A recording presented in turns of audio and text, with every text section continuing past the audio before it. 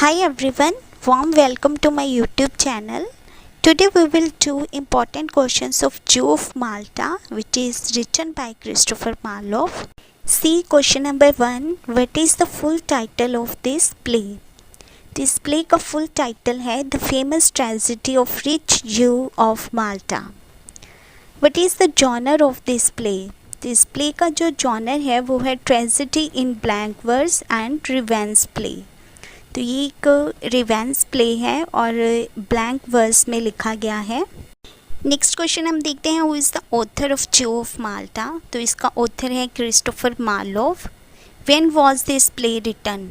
ये प्ले लिखा गया था 1588 और या फिर 1592, कोई भी एग्जैक्ट डेट नहीं है इसके बारे में पता। And what was the date of publication of this play? तो इस प्ले को जो पब्लिश करवाया गया था वो 1633 को करवाया गया था। क्वेश्चन नंबर 6 है, what is the theme of this play? तो इस प्ले का जो थीम है वो है greed, corruption and religious depravity. What was the name of the rich Jewish merchant of Malta? तो जो एक रिच ज्यूइश मर्चेंट था, यहूदी व्यापारी था माल्टा में, तो उसका क्या नाम था? उसका नेम था बरब्बस। नेक्स्ट क्वेश्चन है, whom does the whole plot revolves around? तो ये सारी जो स्टोरी है ये किसके अराउंड घूमती है? तो ये रिच ज्यू ऑफ माल्टा जिसका नेम था बरब्बा, उसके अराउंड ये स्टोरी घूमती है। नेक्स्ट क्वेश्चन हम देखते हैं, where is kept the setting of this play? तो इस जो प्ले है इसकी सेटिंग कहाँ पे रखी गई है? The play is set on the island of Malta in the Mediterranean sea. तो ये प्ले की सेटिंग है माल्टा में, जो कि एक आइलैंड है मेडिटेरियन सी के पास। What was the name of the daughter of Barabas? तो जो मेन कैरेक्टर है इस स्टोरी का बरब्बा, उसकी जो एक डॉटर है उसका क्या नेम है? उसका नेम है Abigail. Who came to Malta to collect tribute? तो माल्टा में कौन आता है ट्रिब्यूट कलेक्ट करने के लिए या टैक्स को कलेक्ट करने के लिए? तो वो है सैलिम कैलेमाइट। अब ये सैलिम कैलेमाइट कौन था? ही इज़ प्रिंस ऑफ तुर्की। तो इसमें हम देखते हैं कि जो टर्की का किंग है वो अपने बेटे सैलिम कैलेमाइट को ट्रिब्यूट कलेक्ट करने के लिए माल्टा में भेजता है। माल्टा का जो किंग है फर्नेस उसके पास भेजता है। नेक्स्ट क्वेश्चन है, tribute was not being given from how many years? तो जो टैक्स था वो कब मतलब कितने समय से नहीं पे किया गया था? तो ये पिछले 10 सालों से नहीं दिया गया था, जिस करके कि ये बहुत सारा टैक्स इकट्ठा हो गया था। तो अब जो टर्की का किंग है वो अपने बेटे को इसे कलेक्ट करने के लिए भेजता है माल्टा में। Name the maltase governor? तो जो माल्टा का गवर्नर था उसका क्या नाम था? उसका नाम था Ferneze. In how many days Ferneze promise to pay the tax?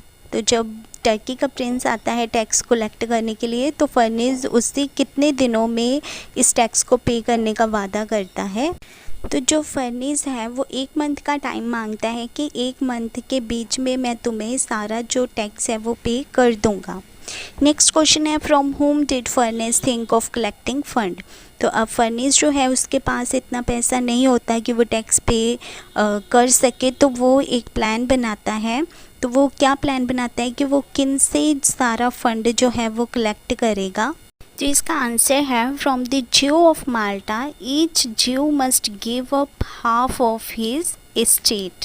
तो फर्नेस सोचता है कि माल्टा में जितने भी ज्यू रहते हैं उनसे ये सारा जो टैक्स है वो कलेक्ट किया जाएगा। तो वो कहता है कि हर एक ज्यू जो है उसको अपनी प्रॉपर्टी का हाफ जो है वो देना होगा। Who protest against this rule? तो ये जो रूल जो फर्नेस निकालता है इसके अगेंस्ट कौन प्रोटेस्ट कर देता है?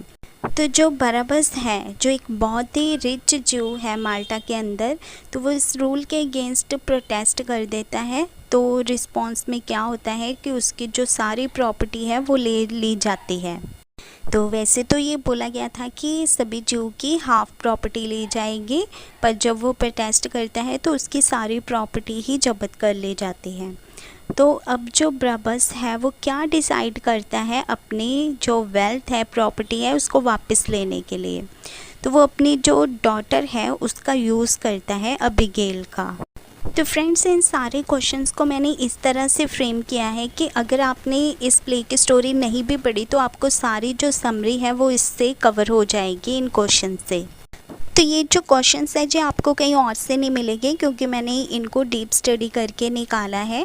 तो अगर आपको इस तरह के और क्वेश्चंस चाहिए तो आप मेरे चैनल को सब्सक्राइब कर सकते हो और नीचे कमेंट कर सकते हो, so that I get motivation to make more videos like this। तो क्वेश्चन नंबर 19 देखते हैं। Name the two young man who loved Abigail. Mathias and Lodowick, ये टू यंग मैन हैं इस प्ले में जो कि अबीगेल से प्यार करते हैं। नेक्स्ट क्वेश्चन हम देखते हैं। Where did Abigail enters with a false confession to retrieve his father's hidden fortune.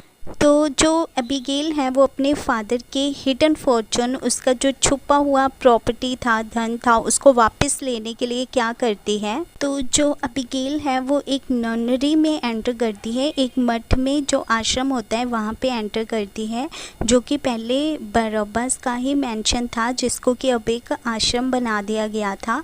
तो उसमें वहाँ पे जो अबीगेल है एक फॉल्स कन्फेशन करके एंटर करती है नन बनने के लिए। नेक्स्ट क्वेश्चन हम देखते हैं। Who convinces Ferneze to break Malta's league with Turkey. तो कौन है जो फर्नेस को कन्वेंस करता है कि वो अपनी लीग, जो माल्टा की लीग है टर्की के साथ हुई टैक्स पे करने की, उसको तोड़ दे। तो ऐसा कौन बोलता है फर्नेस को। तो इसका आंसर है द स्पेनिश वाइस एडमायरल, जिसका नेम था मार्टिन डेल बॉस्को, जो कि एक स्पेनिश वाइस एडमायरल है। तो वो फर्नेस को कन्वेंस करता है इस डील को तोड़ने के लिए। नेक्स्ट क्वेश्चन हम देखते हैं। To whom Barabas buy as a slave from Turkish marketplace. तो अब जब जो स्पेनिश का एडमायरल है वो फर्नेस को इस लीग को तोड़ने के लिए बोल रहा होता है, तभी जो बरअब्बा है वो टर्किश मार्केट प्लेस से एक स्लेव को बाई कर रहा होता है, और उस स्लेव का क्या नाम होता है, उसका नेम होता है इथामोर। नेक्स्ट क्वेश्चन है। Who killed each other with plotting contrives by Barabas. अब बरअब्बस जो है वो एक प्लॉटिंग करता है मिथाइस एंड लोडाविक को एक दूसरे के अगेंस्ट करने के लिए, जिसमें कि वो इथामोर जो उसका स्लेव बाई किया था उसने टर्किश से, उसके द्वारा एक लेटर दोनों को भिजवाता है, एक फॉल्स लेटर, जिससे कि वो दोनों एक दूसरे के अगेंस्ट हो जाते हैं और दोनों एक दूसरे को स्टैब कर देते हैं, मार देते हैं दोनों एक दूसरे को। नेक्स्ट क्वेश्चन हम देखते हैं। After listening of her lover Mathias death and father scheming what Abigail decided. तो जब अबीगेल को अपने फादर की प्लॉटिंग के बारे में पता चलता है कि किस तरह से उसके फादर ने उसके लवर को मरवा दिया, तो वो डिसाइड करती है फिर से नंड्री में एंटर करने के लिए। तो इससे पहले जब वो नंड्री में एंटर की थी तो वो फॉल्स कन्फेशन किया था उसने, क्योंकि वो अपने फादर की प्रॉपर्टी को लेने के लिए एंटर किया था। जब उसके फादर की प्रॉपर्टी वापस मिल जाती है तो वो नंड्री से आ जाती है, तो वो फिर से डिसाइड करती है नंड्री में एंटर करने के लिए। नेक्स्ट क्वेश्चन हम देखते हैं। What did Barabas do out of fear that no one would know the truth that he had killed both. तो बरअब्बस को जब पता चलता है अबीगेल के बारे में तो वो डर के क्या करता है कि अबीगेल किसी को बता ना दे कि उसने इन दोनों को मरवाया है। तो वो क्या करता है, Barabas poisons all the nuns with porridge of rice. तो वो दलिया जो है पॉरेज होता है उसमें पॉइजन डलवा देता है, जो कि सारी नन्स खा लेती है जिसको। नेक्स्ट क्वेश्चन है। What does Abigail do before she dies. तो अबीगेल क्या करती है मरने से पहले। She manage to hand friar Bernardine और written confession of her father's crime. तो वो किसी तरह से जो फ्रायर है, जो चर्च का फ्रायर संत होता है, उसको किसी तरह से एक रिटन कन्फेशन दे देती है अपने फादर के क्राइम का, कि उसके फादर ने क्या क्या क्राइम किए हैं। नेक्स्ट क्वेश्चन है। What does Ferneze do when the Turk come again to collect tribute. अब जब जो तुर्क हैं वो फिर से आते हैं ट्रिब्यूट को कलेक्ट करने के लिए, तो फर्नेस क्या करता है? देन फर्नेस रिफ्यूज़ टू पे, ही डिक्लेयर वॉर इन माल्टा। तो जो फर्नेस है वो जो फंड है वो पे करने से मना कर देता है और माल्टा में वॉर को डिक्लेयर कर देता है टर्किश के साथ। नेक्स्ट क्वेश्चन हम देखते हैं, when friar Jacomo and Bernardine arrives at Barabbas' house to realize him that they know about his crime, then what Barabbas do? अब जो दोनों फ्रायर हैं जैकोमो एंड बर्नार्डाइन, जब उन्हें अबिगेल ने जो रिटन कन्फेशन दिया था अपने फादर के क्राइम का, तो वो बरब्बा के हाउस में आते हैं और उसे ये रियलाइज़ करवाते हैं कि उन्हें उसके क्राइम के बारे में पता है। तो ये जानने के बाद बरब्बा क्या करता है? Barabas proclaim that he would like to repent and become a Christian and I will contribute the entirely of my fortune to whichever monastery he enters. तो बरब्बा कहता है कि मुझे पछतावा है, मैं रिपेंट करता हूँ और मैं एक क्रिश्चियन बन जाऊँगा और जो मेरी प्रॉपर्टी है वो मैं जिस भी मोनेस्ट्री में, जिस भी चर्च में या आश्रम में एंटर करूँगा उसको अपनी प्रॉपर्टी भी दे दूँगा। अब यहाँ पे भी जो बरब्बा है वो एक प्लॉटिंग ही कर रहा होता है, क्योंकि ये दोनों जो फ्रायर हैं ये अलग अलग चर्चेस से होते हैं। तो now what happen with both fryers, अब क्या होता है इन दोनों फ्रायर्स के साथ? अब जो दोनों फ्रायर हैं वो फ़ाइट करना स्टार्ट कर देते हैं बरब्बा के फेथ को जीतने के लिए, ताकि जो बरब्बा की प्रॉपर्टी है उसका बेनिफिट उन्हें मिल सके। और क्या होता है बदले में कि दोनों एक दूसरे को मार देते हैं और जो बरब्बा है वो इस प्लॉटिंग में भी कामयाब हो जाता है, बिना कुछ किए, बिना सस्पेंस के, बिना खुद हाथ लगाए, सिर्फ प्लॉटिंग के साथ ही वो दोनों को मरवा देता है। नेक्स्ट क्वेश्चन है, who knows that all accomplices of Barabas. अब जो बरब्बा की सारे जो अपराध थे उनके बारे में कौन जानता था? सिर्फ एक ही इंसान था जो जानता था, वो था बरब्बा का स्लेव जिसको उसने बाई किया था, Ithamore. With whom does Ithamore fall in love. अब जो इथामोर है उसको प्यार हो जाता है बेला मायरा से। How Ithamore ब्लैकमेल्स बरब्बास। तो अब जो इथामोर है वो उसे ब्लैकमेल करता है, उसे थ्रेट करता है कि वो सारा कुछ बता देगा उसके बारे में अगर वो उसे गोल्ड नहीं देता।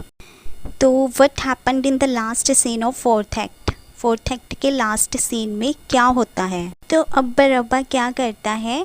ही अराइव्स एट बेलामेरास हाउस। बेलामेरा जो इथामोर की लवर थी, यहाँ पे इथामोर रह रहा होता है, तो वहाँ पे बरब्बास जाता है in the disguise of a French musician. तो एक फ्रेंच म्यूजिशियन का भेस बदल के जाता है और क्या करता है, वो पॉइज़न दे देता है इथामोर को, जिससे इथामोर की भी डेथ हो जाती है।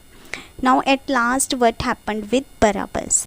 अब जब टर्किश और माल्टिश दोनों में वॉर चल रही होती है, क्योंकि फर्नेस ने वॉर डिक्लेयर कर दी थी कि वो फंड को पे नहीं करेगा, पर वो वॉर करने के लिए तैयार है। तो अब जो फर्नेस है उसको भी बरब्बास के बारे में सब कुछ पता चल गया होता है, उसके क्राइम के बारे में। तो बरब्बास क्या करता है, लास्ट में जाके माल्टिश की ओर से फ़ाइट करता है और जो टर्किश है वो हार भी जाते हैं बाद में। अब चाहे कि बरब्बा ने बहुत हेल्प की थी इस युद्ध को लड़ने के लिए, इसमें जीतने के लिए, पर वो बरब्बा से अपना टेबल टर्न कर लेता है, वो बदल जाता है और बरब्बा को भी कैप्चर कर लिया जाता है और लास्ट में जो बरब्बा है वो मर जाता है।